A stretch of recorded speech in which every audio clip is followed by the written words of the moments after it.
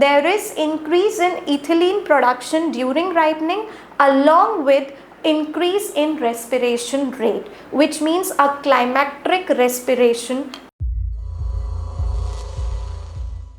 Hello and welcome to all my lovely Smartians. How are you doing? I hope you all are really well.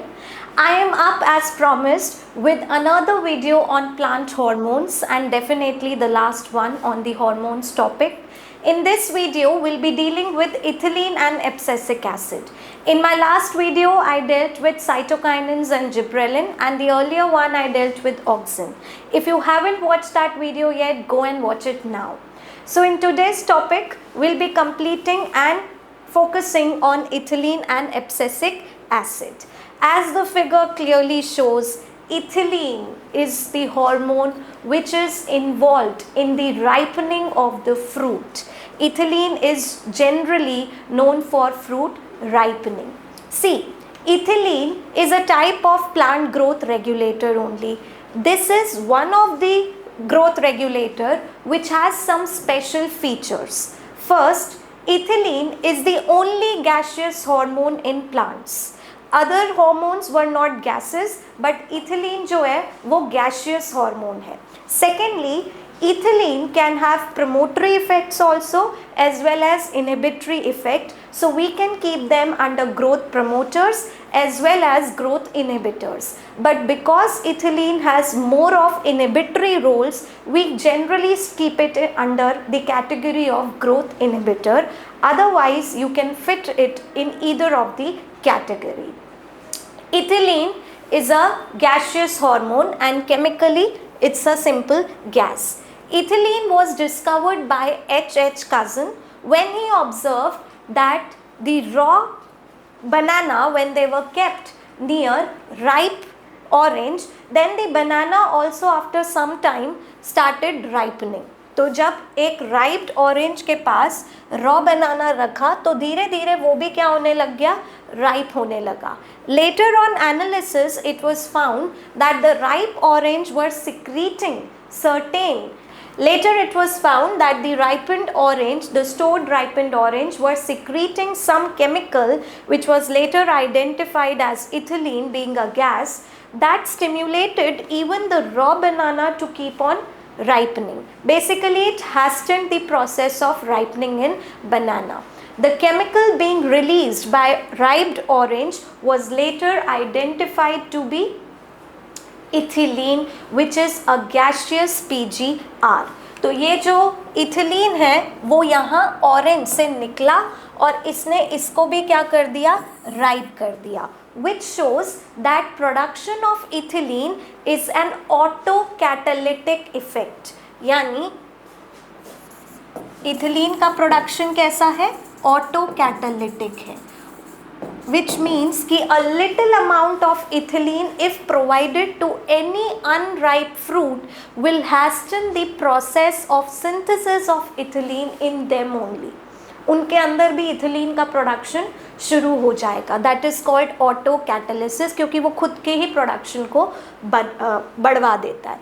Then where is ethylene synthesized? So ethylene is basically synthesized by the ripening fruits as well as by the plant parts that are undergoing senescence. So the location is ripening fruits, they will be synthesizing ethylene, and the senescing tissue. So this becomes the location of ethylene production in the plant. ठीक है? Then ethylene location के बात करते हैं ethylene के function. Ethylene has a very very important function जिस पर question definitely आता है, वेदर इट्स नीट और any other competitive exam. It is one of the favourite question from the topic ethylene. The function is triple response. Ethylene seedlings में, the germinating seedlings में triple response show कर सकता है. Now what is this triple response? The 3 responses I have mentioned here. क्या होता है, अगर एक जर्मिनेटिंग सीडलिंग कुछ मैकेनिकल स्ट्रेस सफ़र करे वाइल इट इज़ जर्मिनेटिंग, जैसे यहाँ पर मैकेनिकल स्ट्रेस क्या है, ये स्टोन आ गया ऊपर, तो वो germinating seedling start producing ethylene. ये देखो इस सीडलिंग ने क्या बनाना शुरू कर दिया, ethylene, which will help the seedling to overcome this stress by a different method. तो अब ये इथिलीन बनाएगा और इथिलीन इसको 3 रिस्पॉन्स करने पर मजबूर करेगा। पहला, जो वर्टिकल ग्रोथ है वो रुक जाएगी, so seedling stem will stop elongating, क्योंकि ऊपर तो मैकेनिकल स्ट्रेस है तो it will not elongate, rather it will now grow horizontally.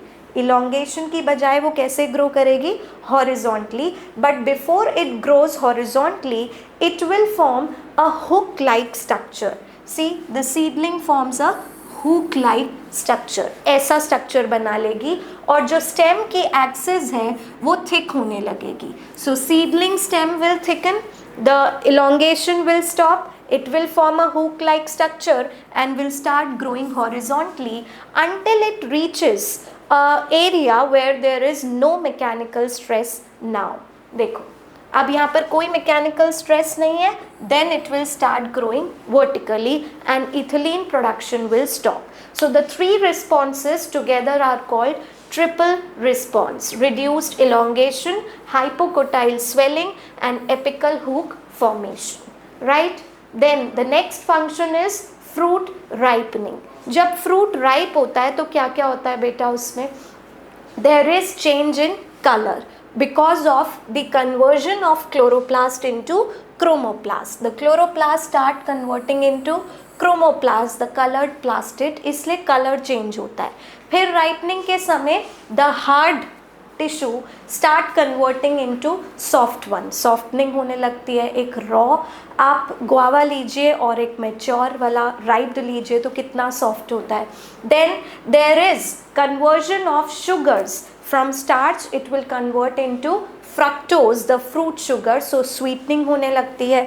ये सब चीज़ें जो एक राइपनिंग के दौरान होती हैं ये कौन करवाता है फ्रूट्स में, ethylene. So ethylene production will occur in the fruits which will cause ripening. Now there are certain category of fruits जो ripening के टाइम पर respiration का रेट बढ़ा देते हैं, क्योंकि राइपनिंग में जो जो चेंजेस होते हैं उन चेंजेस के लिए एनर्जी चाहिए and the energy comes through respiration. So in certain plants there is increase in ethylene production during ripening along with increase in respiration rate, which means a climacteric respiration is seen. So such fruits are called climacteric fruit and this increase in respiration is called respiratory climactic. देखो यहाँ पर y axis पर rate of ethylene और respiration दिया है and on the x axis we have the ripening. From unripe towards ripe it is going, and as it ripes the ethylene production as well as the respiration rate increases and peaks when it becomes the mature one. But ऐसा होना ज़रूरी नहीं है, हर fruit में ripening के time respiration बढ़े ये ज़रूरी नहीं होता है बेटा। तो कुछ फ्रूट्स ऐसे होते हैं जो नॉन क्लाइमेक्ट्रिक हैं, मतलब रेस्पिरेशन के राइपनिंग के टाइम रेस्पिरेशन का रेट नहीं बढ़ता और ना ही ज़्यादा इथिलीन प्रोडक्शन उनमें दिखता है। With very less amount of ethylene they get ripe. तो ये कुछ नॉन क्लाइमेक्ट्रिक फ्रूट हैं और ये क्लाइमेक्ट्रिक फ्रूट हैं, ठीक है। So climacteric fruit show a large increase in the respiration and ethylene production during ripening, but कुछ फ्रूट्स ऐसे हैं जिनके रेस्पिरेशन में कोई ज़्यादा चेंज नहीं दिखता राइपनिंग के time, neither there is much change in ethylene production, ठीक है। Then next function of ethylene is that ethylene promotes, because it is an inhibitory hormone majorly, so it promotes senescence which means aging and abscission. Abscission means falling of leaves. ये कौन सी leaves हैं आप सब ने देखी होगी movies वगैरह में। So this is maple leaves. तो ये जो लीफ जब गिरती है, जब एक मैच्योर लीव्स गिरती हैं तो वहाँ पर एब्सिशन लेयर फॉर्म होती है, थिनिंग होने लगती है, which is done by ethylene as well.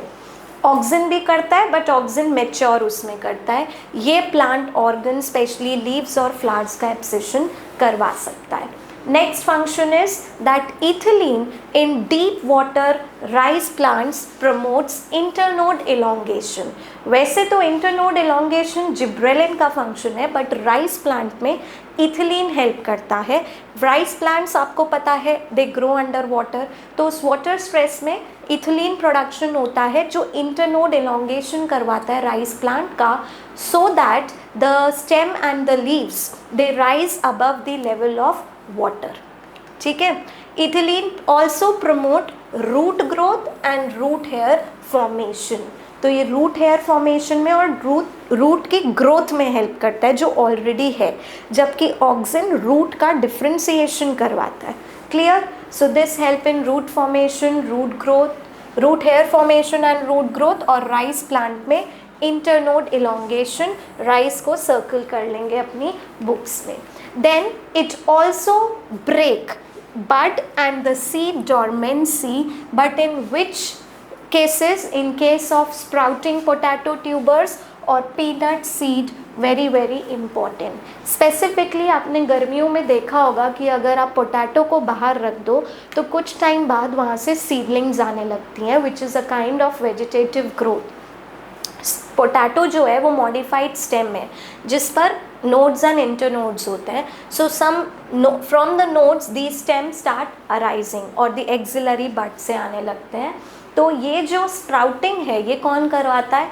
Ethylene करवाता है. Even in the seeds of peanut it help in breaking the dormancy. Then ethylene can also initiate flowering and synchronize the fruit set in pineapple. Underline it, make it important. तो pineapple में flowering करवाना भी ethylene का काम है, और इस तरीके से फ्लावरिंग करवाने के बाद इट ऑल्सो एंश्योर्स कि फ्रूट सेट भी हो. मतलब maturation of the stigma and the anther is synchronized, यानी सेम टाइमिंग पे होगा ताकि एश्योर्ड पॉलिनेशन हो सके और फिर फ्रूट भी बन सके. ठीक है. नेक्स्ट है that it helps in inducing flowering in case of mango plant. तो मैंगो में ये फ्लावरिंग इनिशिएट कर सकता है, एक पाइनएप्पल में, एक मैंगो में.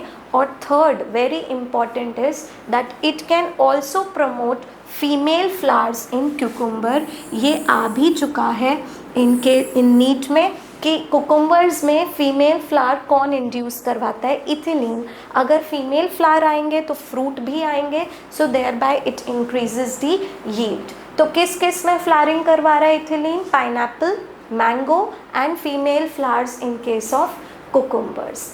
इथिफॉन is basically commercial form of ethylene जो सेल होता है मार्केट में, और इथिफॉन के नाम से ये एक्वस सॉल्यूशन में यानी पानी में मिला के अगर इसको स्प्रे कर दें तो जो फ्रूट्स हैं वो इसको एब्जॉर्ब कर लेते हैं. इथिफॉन easily gets absorbed by the plant or by the fruits, and as it reaches inside the fruit it will help in releasing ethylene slowly और ripening शुरू हो जाएगी. So इथिलीन जो है वो रेगुलेट करता है बहुत सारे फिजियोलॉजिकल प्रोसेसेस को, and it is being sold in the form of ethephon जो हेल्प करेगा in promoting ripening process in tomatoes, apples, and it even accelerate abscission in flowers and fruits, specifically thinning of cotton,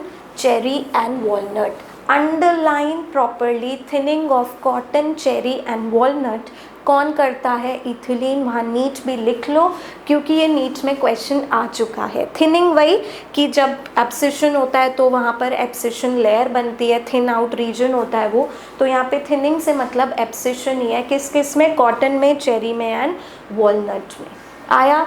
ethylene की discovery H.H. Cousins ने. Ethylene chemically is a gaseous hormone.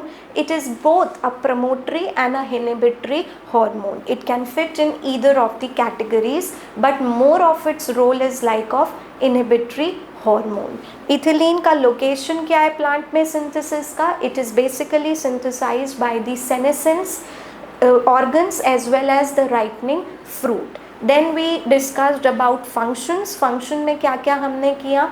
Ethylene जो है fruit ripening में help करता है and certain plant ripening के समय ethylene के प्रोडक्शन के साथ साथ क्या बढ़ाते हैं, रेस्पिरेशन का रेट, क्लाइमैक्टिक फ्रूट्स कहते हैं. Second is the triple response seen in the seedling during germination, which is stopping the elongation, thickening of the stem, apical hook formation.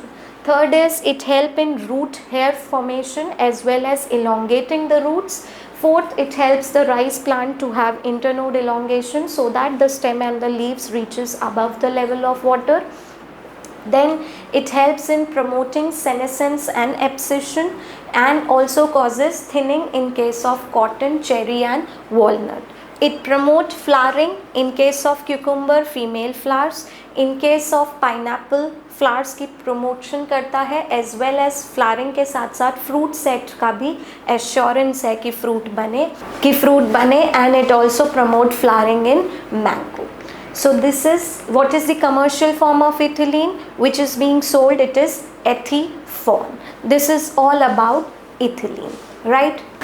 So the next hormone is abscisic acid. As the name suggests, this hormone is involved majorly in abscission. So is the name abscisic acid. Abscisic acid beta is majorly a growth inhibitory hormone. So it comes under the category of inhibitors. How the abscisic acid was discovered? So in mid 1960s, 3 independent researchers, they were doing their experiments, and during the experiments they purified and characterized 3 different kinds of inhibitor. Based on their observation, whatever inhibition they were observing, they named it accordingly. One of them named it that chemical which is involved in that inhibition process as inhibitor B. The other one observed that the inhibitor was majorly doing abscission, so he named it abscission 2, and the third one observed that particular inhibitor is involved in promoting dormancy, so he named it dormin. All the 3 were later on found out to be same. They found later on कि ये जो 3 चीज़ों की इन्होंने अलग अलग discovery, purification, characterisation करके नाम दिए हैं, ये एक्चुअली में एक ही है. And later in all they were prove to be chemically identical. जब इनका केमिकल कैरेक्टराइजेशन हुआ तब पता लगा कि ये तीनों एक ही चीज़ है, and so they were named as abscisic acid later on. तो एब्सेसिक एसिड की डिस्कवरी कुछ इस तरीके से हुई कि 3 इंडिपेंडेंट रिसर्चर्स ने डिस्कवर किया और अलग अलग नाम दिए अपने ऑब्जर्वेशन से. पर इन नाम से आपको ये समझ में आ गया कि ये एक मेजरली इनहिबिटरी हार्मोन है, ये एब्सिशन प्रमोट करता है और डॉर्मेंसी प्रमोट करता है, जो हम देखेंगे भी. Now where is abscisic acid synthesized in plant. So location क्या है सिंथेसिस की? Location of synthesis is that it is synthesized bye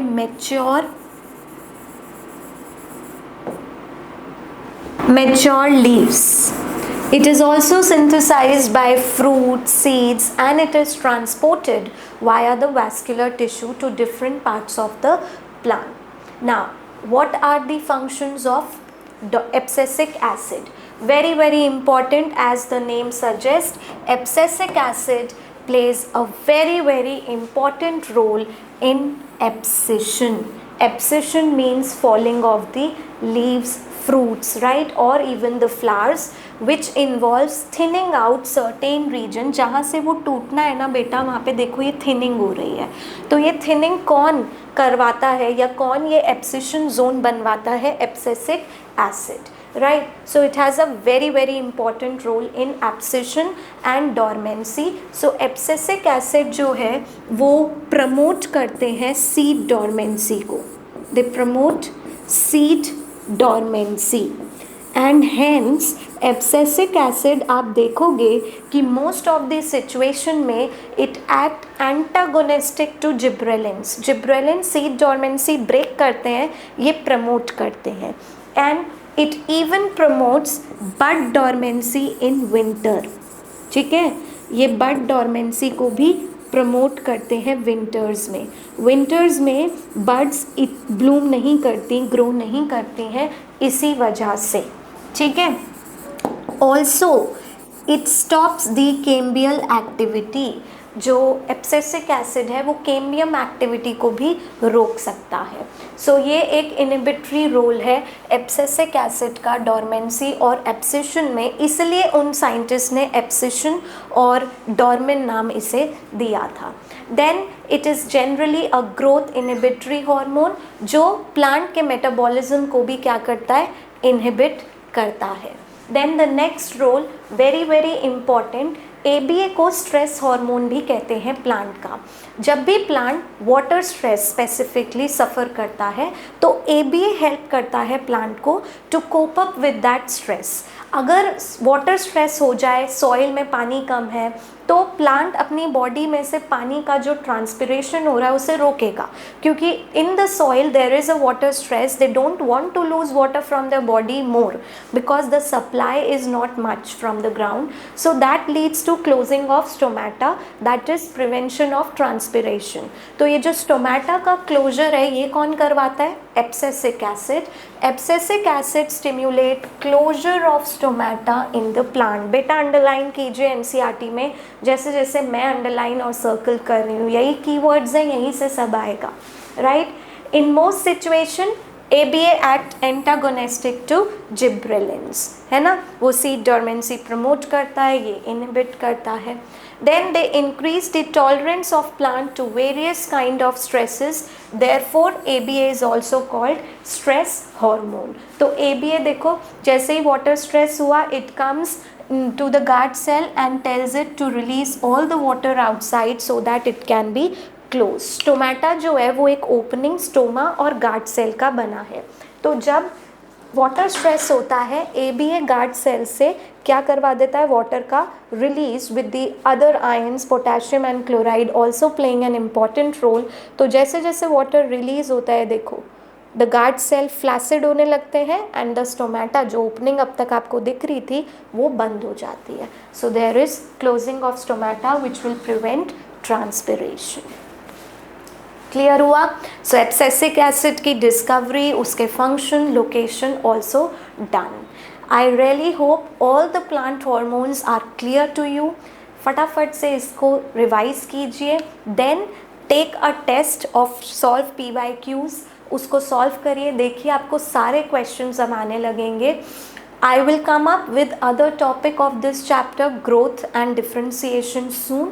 Till then, stay tuned to our channel for different videos of different subjects. If you really like my video, please do share, like and comment.